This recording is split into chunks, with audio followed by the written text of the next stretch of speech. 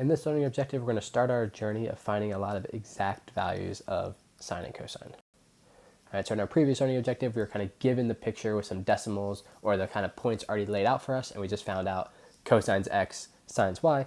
But now by ourselves, we're going to figure out these exact values for sine and cosine without needing to use a calculator.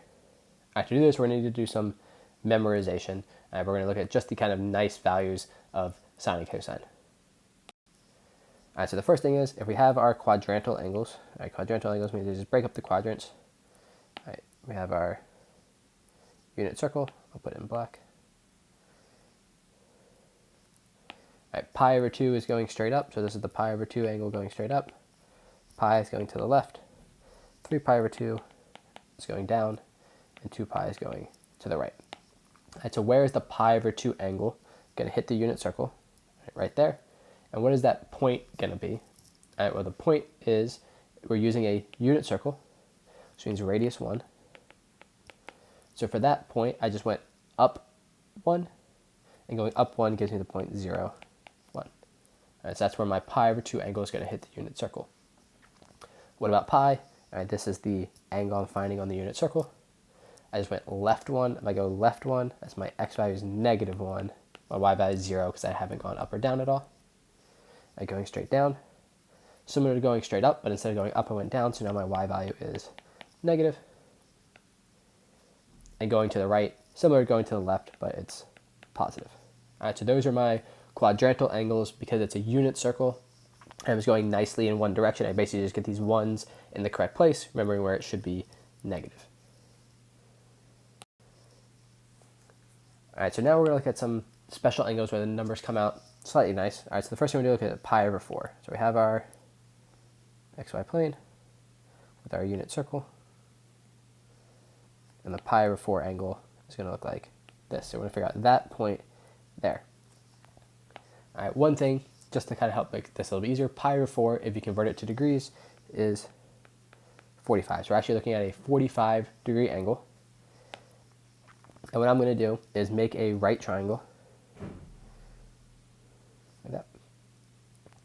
All right, so this xy point we're looking for becomes the same as the y value there, the x value there, and the hypotenuse, because it's a unit circle, is 1. All right, so it seems like it'd be pretty hard to figure out x and y here, but the one thing we know, if we know our special right triangles, is that if you have a 45-degree angle in your right angle, these two values, x and y, are actually the same.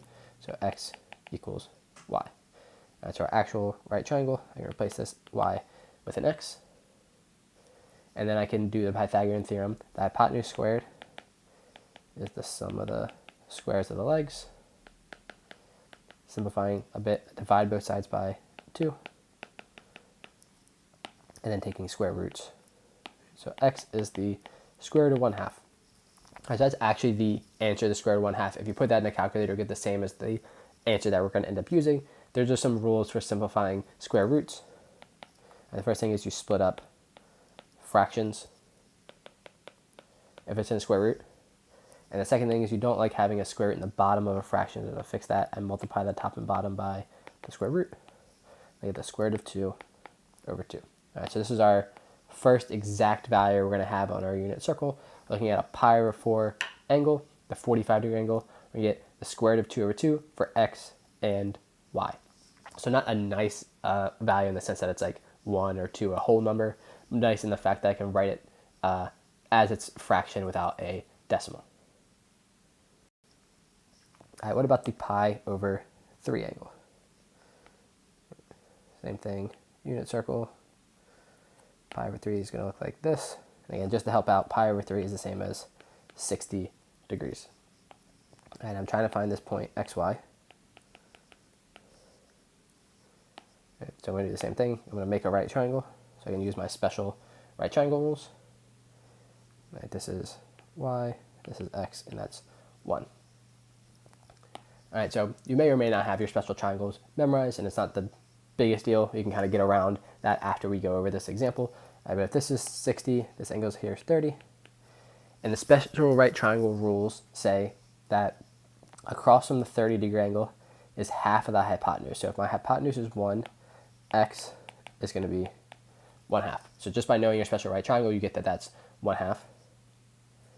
The angle that's across from the 60-degree angle, in this case y, is the square root of 3 times the angle, or so the side that's across from 30. In that case, it's going to give me square root of 3 over 2. All right, so this one is literally just a straight definition of your special right triangles. Knowing across from 30 is half the hypotenuse, and then across from 60 is square root of 3 times that value. Again, from here on out, you don't really have to have that memorized, but that's where these numbers are coming from.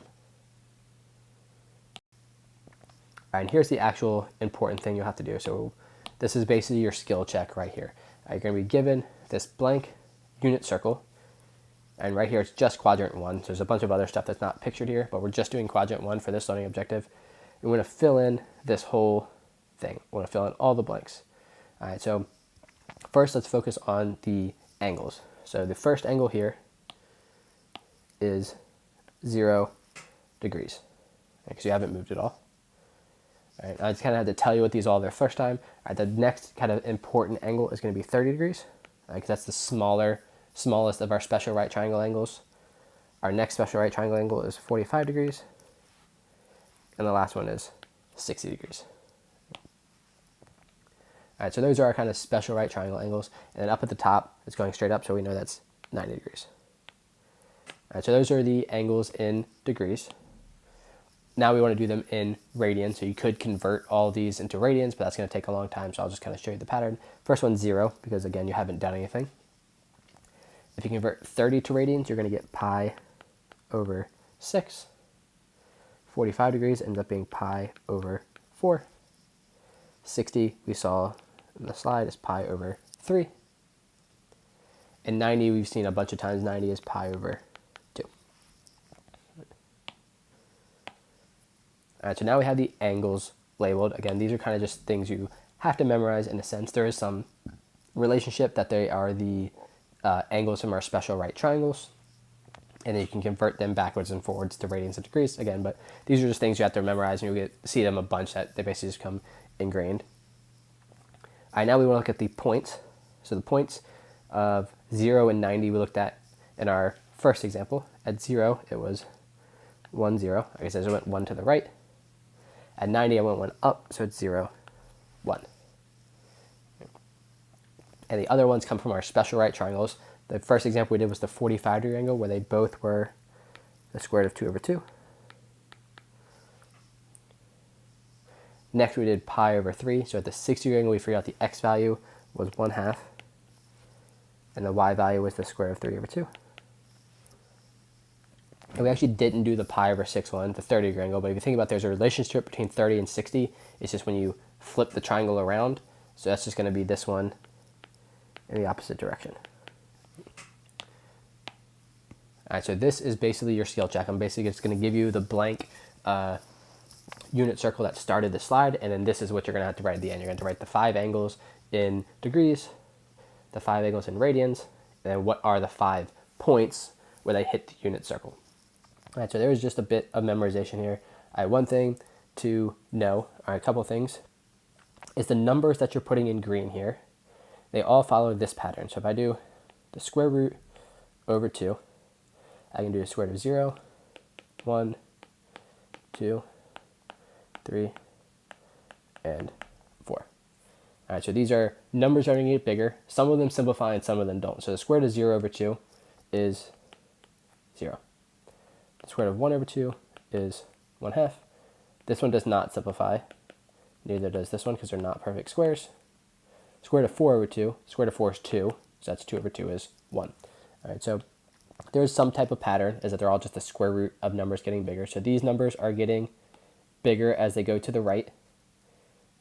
And that's what should be happening with the y value. So the y value should start at the smallest one, 0, and then get bigger. So it goes 0, 1/2, highlight them, 0, 1/2, square root of 2 over 2, square root of 3 over 2, 1. So the y values get bigger as you rotate around because you're going up. The x values are going to get smaller. Actually, let's do it in yellow. Are going to get smaller. So they're going to start at 1 and get smaller because you're rotating to the left. Square root of 3 over 2, square root of 2 over 2, 1/2, 0. So there's a kind of pattern to the actual numbers you're using. and then knowing that the y values are going to get bigger as you rotate around, the x values are going to get smaller. So it's one thing, would you rather memorize specific numbers or memorize patterns? Again, it's up to you. All right, but your skill check is going to be basically filling in this blank unit circle. All right, so that's what you have to do. You have to do without notes because these are something you're going to have memorized for the rest of your math career.